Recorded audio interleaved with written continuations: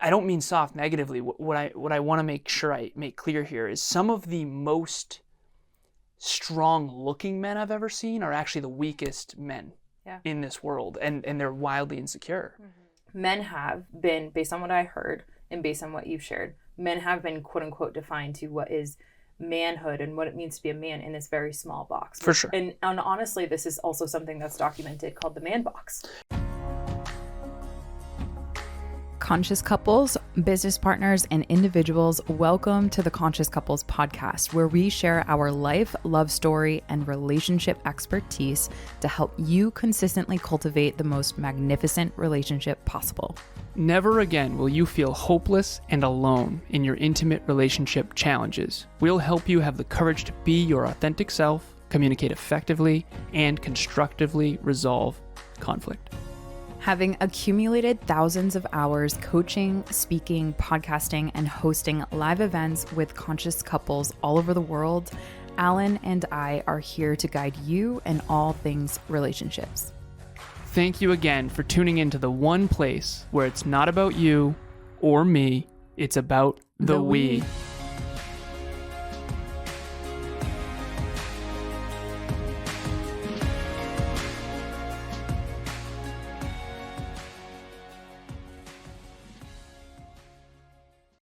Conscious couples and individuals, welcome back to the one and only Conscious Couples podcast. Today we have episode 197. Why are men so afraid of their feelings? Whoa. Before we jump into this episode, I want to give a huge shout out and thank you to Next Level Podcast Solutions for producing this podcast and over 70 others. It is unbelievable. Personal development, self-improvement, personal growth, mental health, all the good things spreading into the world, success. All the things. Thank you for everything that you do. If you want to start, grow, scale, and monetize a podcast, reach out to us. We do what we do best so you can do what you do best. Sweetheart, ladies first, what is your intention for today's episode? My intention for today's episode is to help conscious couples understand from a very personal standpoint why it's so difficult for men to actually feel their feelings so that conscious couples can do a better job at relating. And it's kind of two-part, making sure that men can feel their feelings in the relationship and men can feel safe to do so. I know you don't have these numbers off the top of your head, so I need you to take an educated guess for me.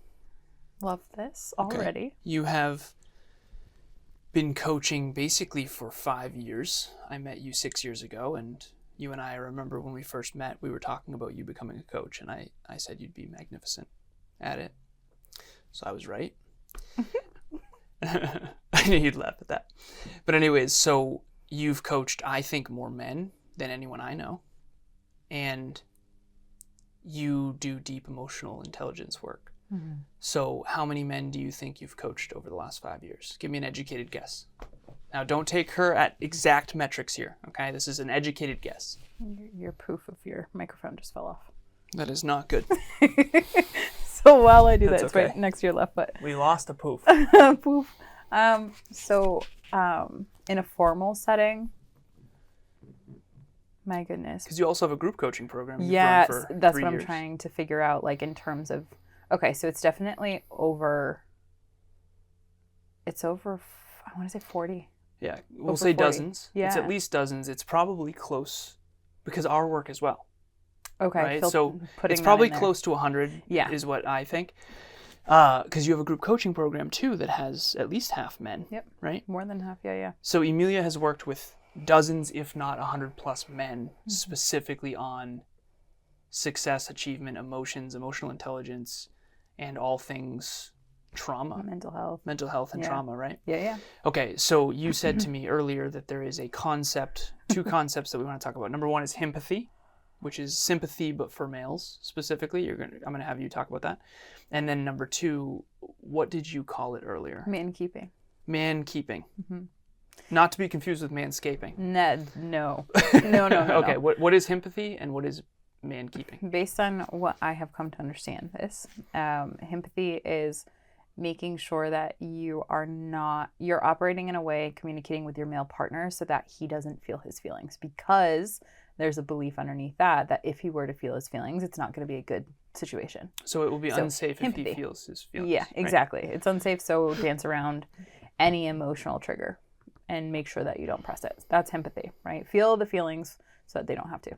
On the other hand, man keeping is far more around the term that relates to that emotional legwork that then expands out into the cognitive labor, making sure that you, quote unquote, keep your man in this bubble that allows them to be their hero version of themselves and not actually have them grow at all, because that's really what they don't want to do. They don't want to grow. They don't want to feel their feelings. They don't actually want to be seen as anything other than the ego bravado version of themselves. Well, they don't want to be seen as less than or incompetent, right? The deepest fear in the male is being seen as incompetent.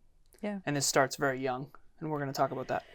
Yeah, so extremely young. You and I have a client, a couple, male and female, and the female reached out to you personally to talk about what's going on in their relationship.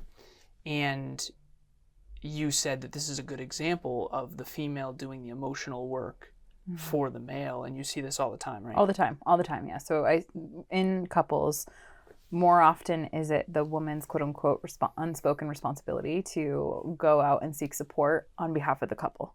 Now, I would love for our conscious community to really ask why that is. Meaning what, like a therapist or a coach? So either going out and reaching out to a therapist and saying, we've gotten to the point where we need outside help, or to a coach saying, hey, we want to do our relationship better, right? Like it's the emotional labor, the legwork is very much disproportionately the women doing that. Sure. Reach out. And for our listeners too, over the last 5 years since starting this podcast, it has been primarily the women dragging the men to the coaching. Not always, but 90% of the time. That is alarming. Yeah, absolutely. Whoa. So that underpins really what this episode is going to be about. Why are men so afraid to feel their feelings? Because I had shared with you, obviously not disclosing this individual's name, keeping confidentiality, that I got an audio from a client. This client just so happens to be a man and or male gendered. And we've done a lot of work together and beautiful work. And he was saying in an audio to me something along the lines of, I wouldn't expect that this is really where my growth has taken me. And, I came to you for X and here I am, or I came to you for what I thought was A. And I found myself at the completely end of the spectrum. What I really needed was Z. And nice. He's like laughing at that, sharing just like his own reflection. And this man just so happens to be extremely self-reflective. What is A and Z in this case? A was help in business, goal achievement, success. Yep. But what he really needed was the accountability, the emotional intelligence, the ability to feel his feelings, which is a whole thing for men.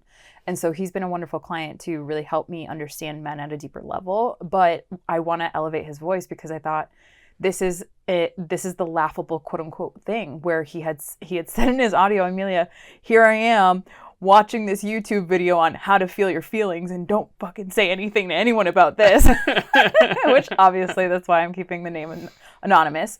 But he's like, this is the reason why we don't feel our feelings, because we're literally judging ourselves for learning about this at the end of the day. And so he's laughing at like how he's been a part of that laughing stock and how quick he is to judge his own self at actually learning how to feel his feelings. When in reality, and then his audio kind of rounded out of like, how else are we supposed to learn this stuff though, if we don't have the humility and the vulnerability to be able to learn how to feel your feelings? And so he unpacked, what that journey was for him and how difficult that is and how challenging that is. Yeah. And you and I have had tremendous amount of conversations when it comes to men and the work that we do together with men. So why is it so hard for men to feel their feelings?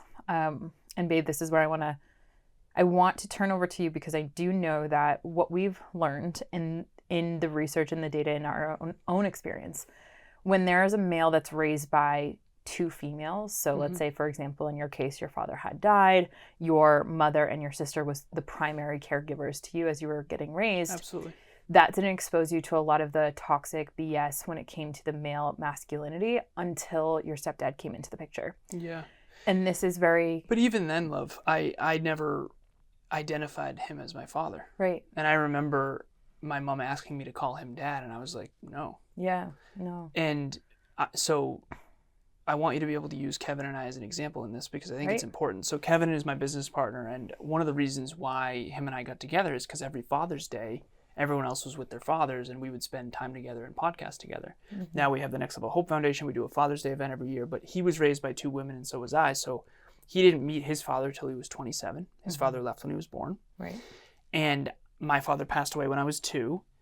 And we were both raised by 2 women. So he was raised by his mom and his Mima, and I was raised by my older sister, my mom. Right. And I do know, and I can't pinpoint specifically what's different, but I do know there's something different. There's something that him and I have energetically that's very different than most men. Mm-hmm. And that has become a superpower long term, for sure. And I think that that's kind of what you're trying to say. So my hypothesis on that is actually you have had, because there's 2 women that raised you two, you two have more of a secure relating foundation. Whereas if you were raised with 1 female, 1 male, there's an insecurity attachment style that you would pick up on from the modeling of said father. Now, why I say that is because if you look at a sample set and you look at people who are raised by both male and female, the mother is very much, and this is wildly documented, disproportionately women are, obviously by the results of society, they are kind of engendered into this servitude around caregiving and nurturing and whatnot, which is very true to many women's nature. And that's definitely what my mom and stepdad had, for sure. Right. 100%. And so that kind of leaves the quote unquote dad up until this, like, do not go near that nurturing stuff. Do not kind of connect with your children on this emotional, vulnerable level, because that's only for moms to do. Mm-hmm. So as a dad, instead, your role is to go and teach kids how to hunt or do manly things, very bravado-based things. I remember I would be forced to go downstairs and watch him build an engine. Yeah, stuff like that. And I hated it, so I avoided cars my entire life, so I built computers instead. Yay! Way smarter. I'm kidding. So in that realm, you take 2 sample sets of you and Kevin, who both raised by women, and then other males who are raised with 1 female, 1 male that have this disproportionate caregiving dynamics. Mm-hmm. One is obviously going to be very much hyper avoidant of emotions and feelings because that's what their dad essentially laid down the foundation of. Yeah. Whereas the other, you and Kev, are way more emotionally intelligent and vulnerable than other men. Yeah. I've actually noticed, so our listeners are mostly women. And as we lean into our masculinity and just being more successful than most people, we are attracting a lot more men now.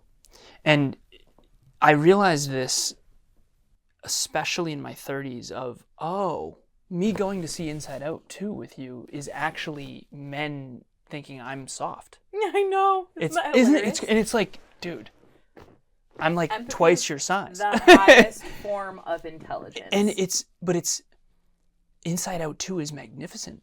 It was so good. Mm-hmm. But I realize now in their primitive brain and their perception, they're like, oh, you must be soft. It's like, dude, I would eat you for sure. Right. But I didn't realize how much that shit matters. It's like if you fight in UFC or if you play football, you're like a man. And it's like, that couldn't be. I have friends from my upbringing that are the most fearful, insecure people you'll ever meet in your life that love UFC and play football. Right. And so it's just wildly inaccurate. And real strength, I think, is just very different than what they think it is. Full spectrum EQ. And I know actually, like having been in the world of martial arts and behind the scenes of what goes into UFC and martial arts, like it's like very EQ. It's very low EQ and very Yeah. high.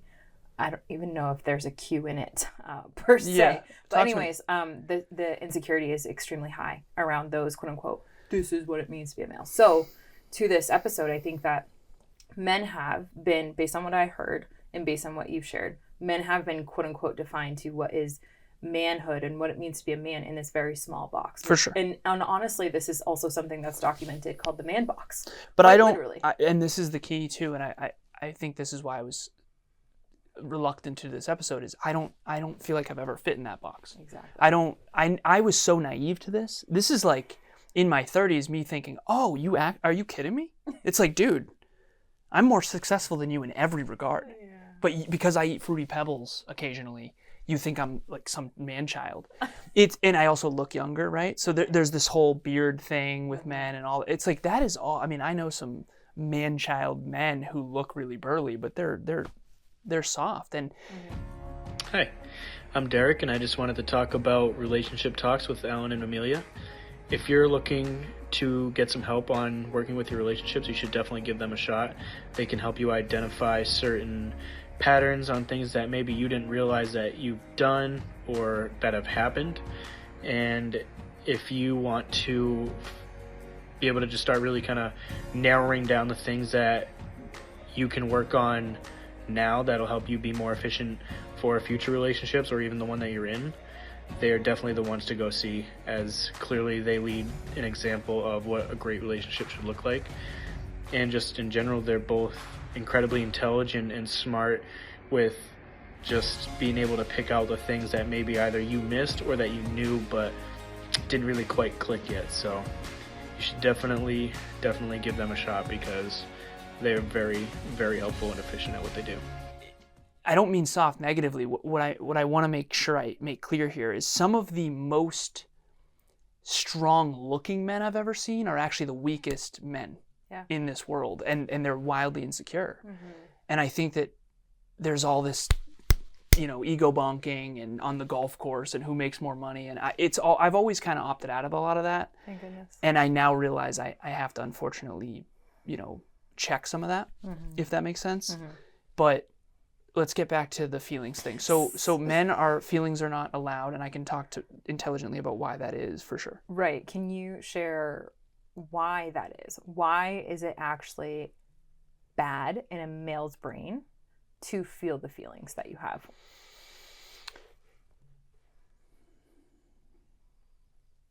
Again, I think this goes back to primitive parts of our brains, but when you're growing up as a little boy, if you show feelings, you get bullied.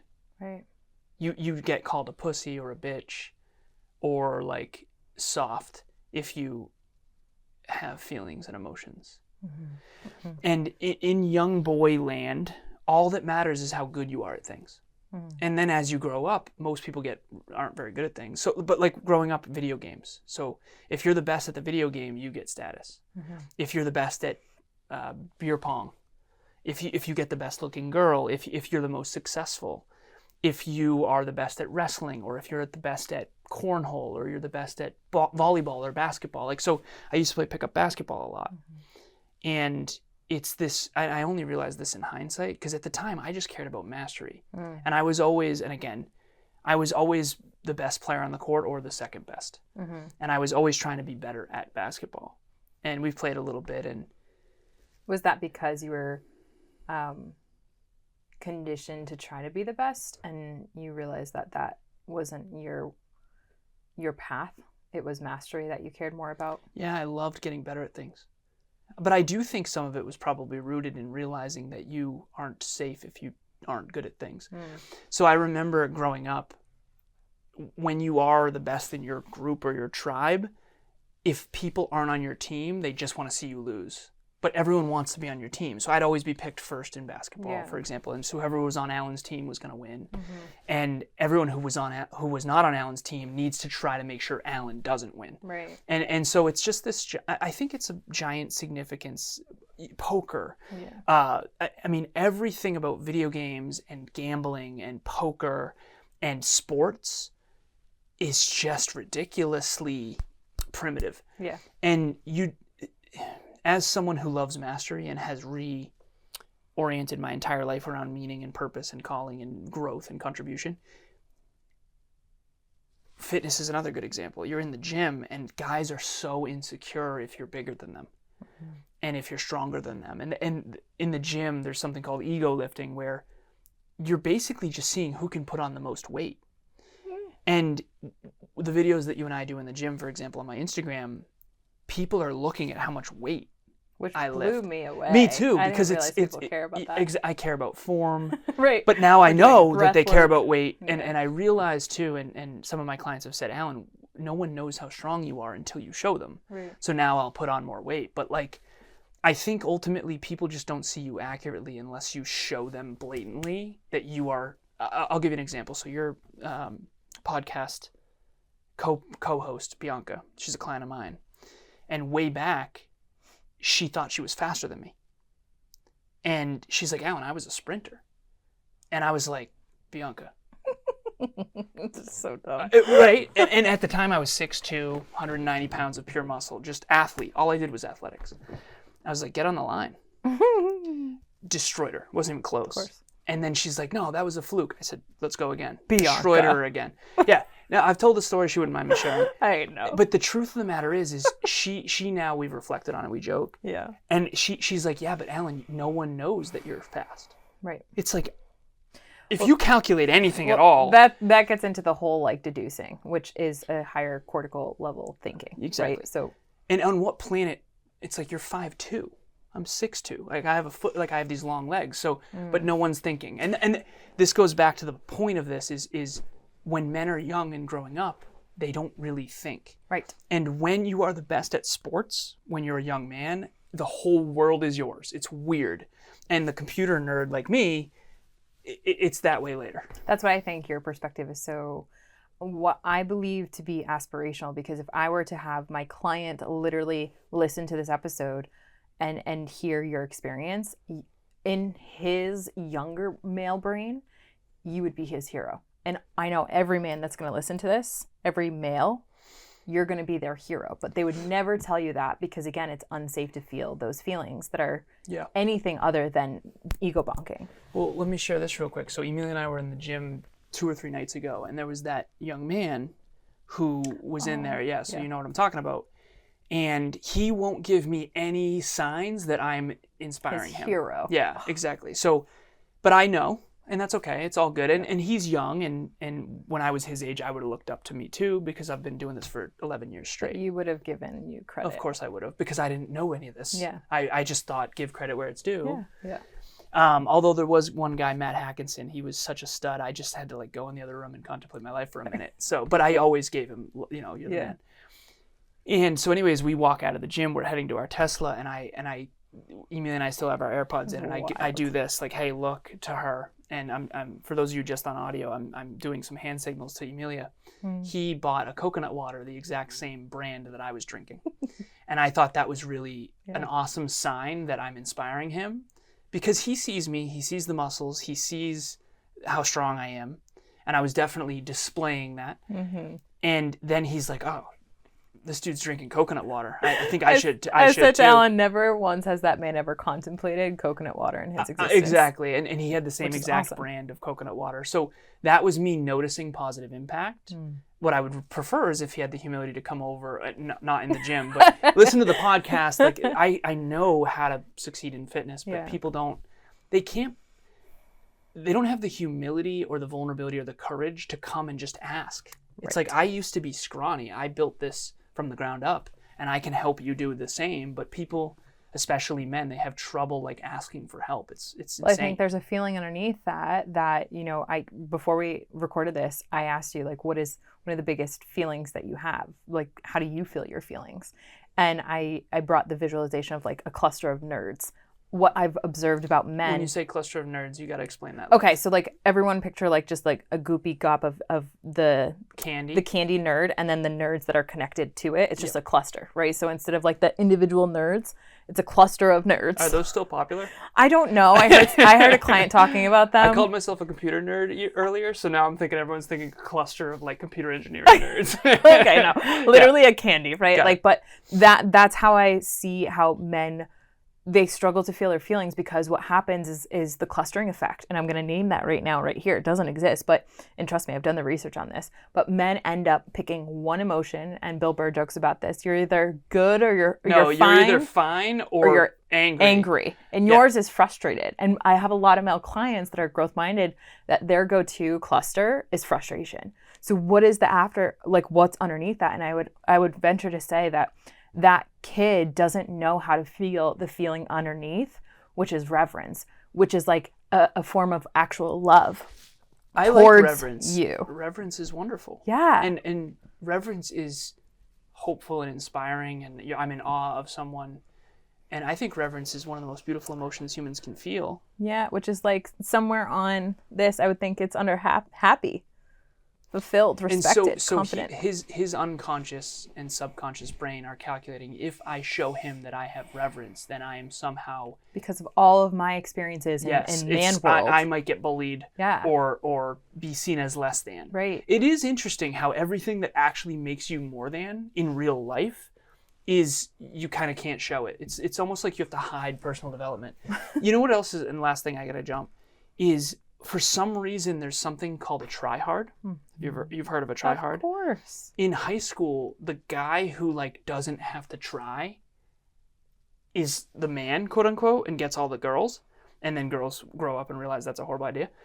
That attitude long term is going to be a horrible long-term strategy. Yes. To me, trying and putting it all on the court and being a try-hard is how you get better at things. So we should do a part 2 on this because we got to jump. So to that end, in closing, what's one thing that you would give men who have struggled in the past to feel their feelings? What's one thing that you would give to them that you do? You have to reorient your existence around actually getting better rather than trying to look good. Okay. Because everything you have to do to look good requires you to avoid actual growth. True. So, and here's the promise on the other end of that. Like, I could go in the gym and try to look like it's easy, but then I'm not getting any better. So I'd rather put more weight on and struggle and look weak in the moment and actually get strong long term. Everything that makes you look weak in this male ego land actually makes you better, because I could easily go in there and lift lightweight and make it look easy and feel like the man and Who's looking? have the perfect outfit and Yeah. but that actually makes me weaker long term. And so try to be strong in real life and try to opt a little bit out of this game of, you have to take micro hits on perception and status in order to actually build it long term. And then ironically, later on, you end up with all of it because you're the healthiest, wealthiest, and most in love.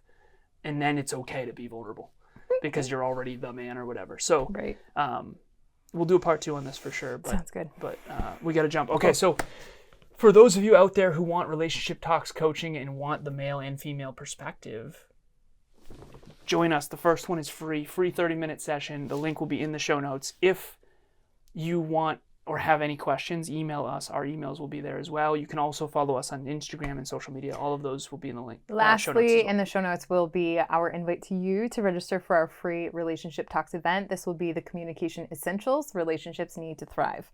Emotional regulation, emotional intelligence is definitely one of those. That's going to be on November 20th at 5 p.m. Eastern Standard Time. So click that, join us. We would love to have you there. And as always, it is not about you or me. It is about the we. We will talk to you next time. Bye, everyone. Thanks for joining us for another episode of the Conscious Couples podcast. We love connecting with the Conscious Couples community, so please check the show notes to connect with us and say hello on social media. If you and your partner resonated with this episode, please leave us a 5-star review at the link in the show notes and share this with someone you love. Until next time, it's not about you or me, it's about the we. We'll talk to you next time.